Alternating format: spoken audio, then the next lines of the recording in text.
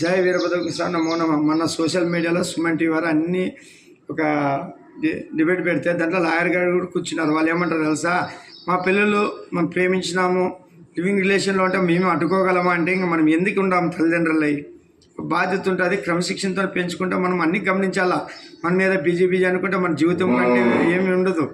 మనం జీవితాన్ని కూడా సమానంగా తీసుకోవాలి. మన పిల్లలు క్రమశిక్షణతో పాటు సంపాదన కూడా ఉంటుంది. సంపాదన ధ్యేయం కాదు. వాళ్ళ పిల్లలు ఇట్లా పలానా పిల్లలు ఇట్లా ఎట్లా పెంచుతున్నారు. కొంతమంది ఆదర్శంగా ఎంతమంది సెలబ్రిటీలు లేరు, అందరూ ఇట్లే ఉండాలి. ఒకరిని చూసి ఒకరు ఇప్పుడు చాలా గందరగోళం అవుతుంటారు. భారతదేశం అంటే కర్మభూమి, ధర్మభూమి, పుణ్యభూమి, సాంప్రదాయాలకి ఉమ్మడి కుటుంబాలకి మారిపోయారు. అటువంటిది విదేశాలలో వచ్చి మన సాంప్రదాయాలు పాటిస్తే మనం పోయి పాశ్చాత్య సాంప్రదాయాలు పాటిస్తున్నాం.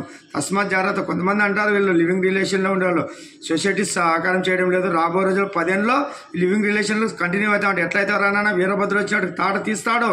తస్మాత్